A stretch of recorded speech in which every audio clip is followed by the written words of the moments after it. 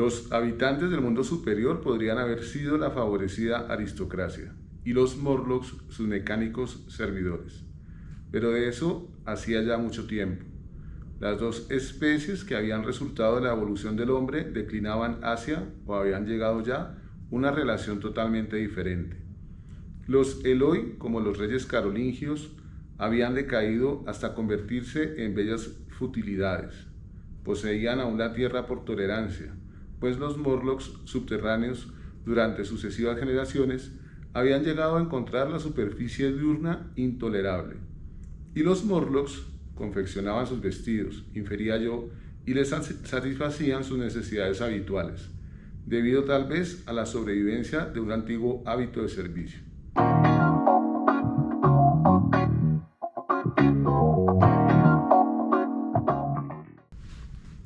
Hola a todos, ¿cómo están? Bienvenidos a Leer la Biología, el canal que hemos abierto para que entre todos hagamos debate en torno a libros de ciencias naturales, artículos, películas, novelas, todos esos elementos que nos ayuden a construir una mirada global alrededor de las ciencias naturales que nos interesan tanto y la biología en particular. Hoy los invito a que conozcamos este libro, se llama La máquina del tiempo, de H.G. Wells. Es una novela de ciencia ficción escrita a finales del siglo XIX, 1896, tengo entendido, y que integra o es publicada por la colección Cara y Cruz o Cara Cruz del grupo editorial Norma. Es una colección en la que se incluye la novela y al otro lado la biografía y notas sobre la obra del autor, bastante interesante. En esta ocasión pues fue publicada inicialmente en 1999 por el grupo editorial Norma, y esta es una reimpresión del 2007. Bien, pues la novela se consigue fácilmente por internet, en versiones de todo tipo, audiolibros, documentales, películas, etcétera, porque no sobra decir que es una de las grandes producciones de finales del siglo XIX en función de la construcción de un nuevo modelo de escritura que era la ciencia ficción. Bien, vamos a la novela. H.G. Wells se propone a narrar una historia de un viajero en el tiempo. Es una apuesta arriesgada. ¿Por qué lo digo? Porque si bien es cierto que los viajes en el tiempo ya eran materia de las temáticas de la ciencia ficción, y también en la ciencia de la física ha sido una preocupación permanente desde hace mucho tiempo, válganme la frase, H.G. Wells juega con un elemento novedoso, y es el tiempo profundo, ¿sí? La novela, rápidamente les cuento, es la historia de un hombre que no tiene nombre, se llama El viajero a través del tiempo, que reúne a sus amigos de la élite para contarles que ha diseñado una máquina del tiempo, les hace una demostración con un prototipo, luego los cita para la siguiente semana o un tiempo cercano para contarles sus aventuras. Llegan, está todo listo para una cena, se demora un poco y de pronto aparece en condiciones pues difíciles, con el pie torcido, sangrando, con la ropa raída, con el pelo un poco cano tal vez, o lleno de cenizas, y pide que no le interrumpan y se dispone a contar la historia de su viaje, que pues ocurrió durante un largo periodo, pero que obviamente en el transcurso entre la primera cita y la otra, pues en el tiempo de los que estaban habitando en ese momento esa casa y ese lugar, pues fue muy corto. Él narra cómo hizo su viaje. Es un viaje que está escrito de una manera maravillosa, porque con los elementos de la época crea una máquina que no se define muy bien cómo es en realidad, pero parece que tiene una silla, tiene unas palancas, me imagino una burbuja, y logra primero describir cómo se va acelerando el tiempo y luego ya toda la dimensión del cambio en un tiempo profundo. Tengan en cuenta este concepto que lo vamos a utilizar más adelante, ¿no? Y llega a un lugar que está lejano de nosotros, en el año 800.701. Ahí es donde digo yo que la apuesta de Wells es grande, porque normalmente libros o películas que hablan sobre viajeros en el tiempo, estos van hacia el pasado, ¿sí? Un pasado conocido, que es fácil de documentar para el escritor, donde ocurren ciertas cosas que pues alteran tal vez el presente o el futuro.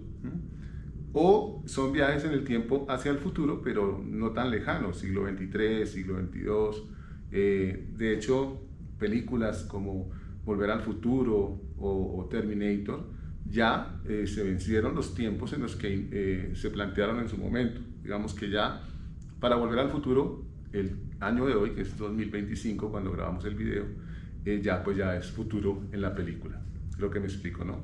¿Y eso por qué? Porque pues en 10 años, en 20 años, en un siglo, la verdad es que no se esperan grandes cambios. O sea, ¿cómo será la humanidad del 2125? Pues seremos humanos, tendremos algún desarrollo tecnológico, habremos alcanzado algunos logros, tendremos otros fracasos, pero en general podemos decir que es la misma humanidad y el mismo concepto.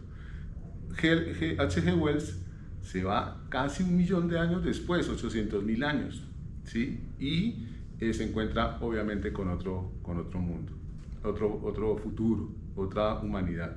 Ahí es donde digo yo que el concepto de tiempo profundo, que fue construido por Charles Lyell en su libro de geología, digamos, juega un papel importante y demuestra la formación científica de H.G. Wells.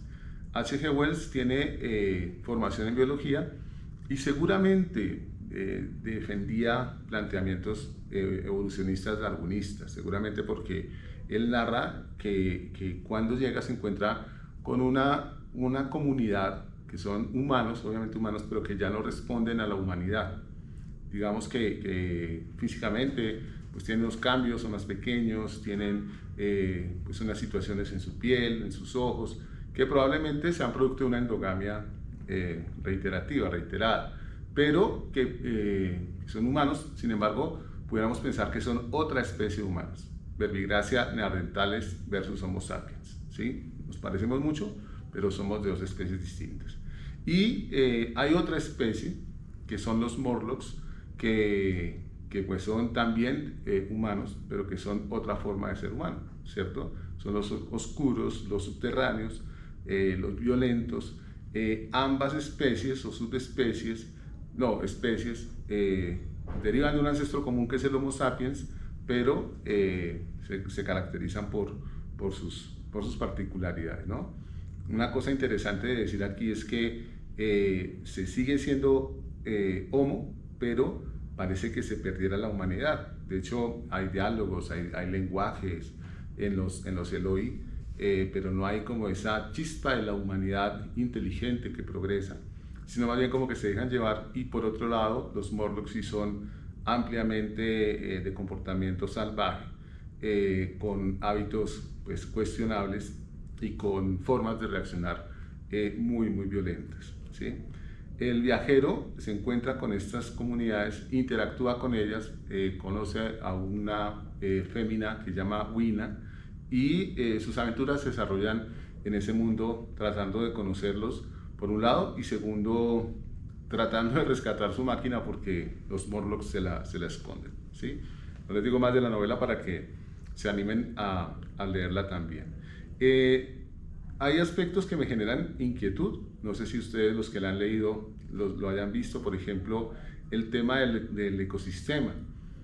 Si bien es cierto que son casi 1.000.000 de años, las formas como él narra el bosque, incluso nombra algunas plantas, sí reconoce en la malva, por ejemplo, que es una florecita que le echa Wina en el bolsillo al viajero.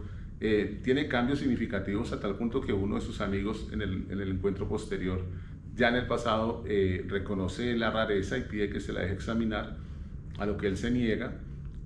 También ahí se nombran elementos de la evolución, o sea, todos los organismos están teniendo de alguna manera un ciclo evolutivo profundo en tanto tiempo. 800.000 años, insisto, es una cifra bastante importante para poder hablar en términos de evolución.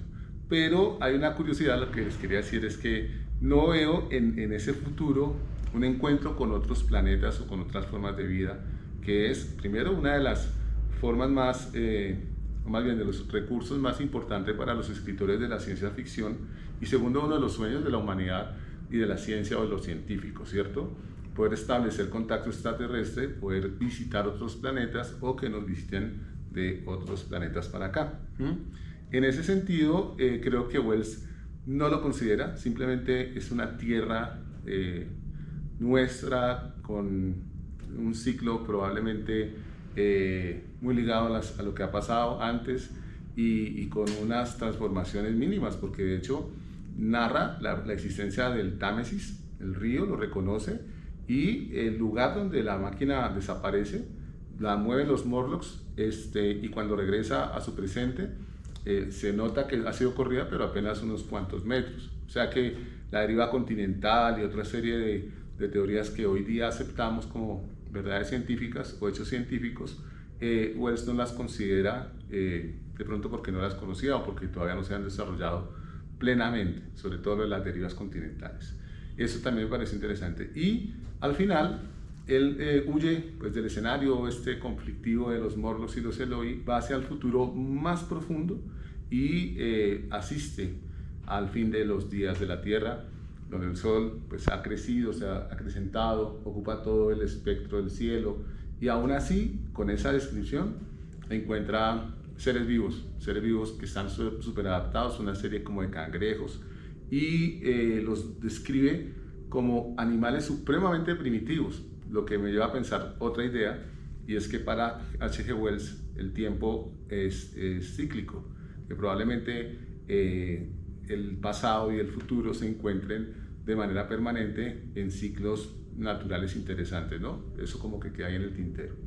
Es una novela muy interesante. La película del 2002 pues, es otra historia, se basa en los personajes, pero nada que ver, como dicen o decían en mi generación de los 90s, nada que ver con la novela. La novela habla de la aventura del científico, del viajero. En la película ya se agregan elementos como la pasión, el amor, la muerte y la búsqueda de cambiar un pasado que pues no se puede cambiar, ¿sí? En la novela no se tocan esos temas. De hecho, el personaje a veces se comporta de una manera muy del siglo XIX, toma decisiones como de agredir y matar a los Morlocks, sabiendo que son humanos, pero pues que se siente como con la responsabilidad moral de corregir esa degradación de la especie humana.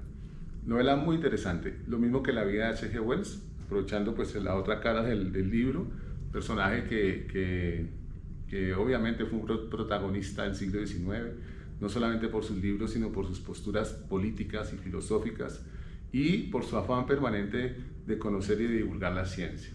Ya saben ustedes que él es el autor de varios libros. En el canal tenemos una reseña de La isla del Dr. Moreau y también esa fabulosa historia, ya casi que mítica, de la Guerra de los Mundos, ¿no?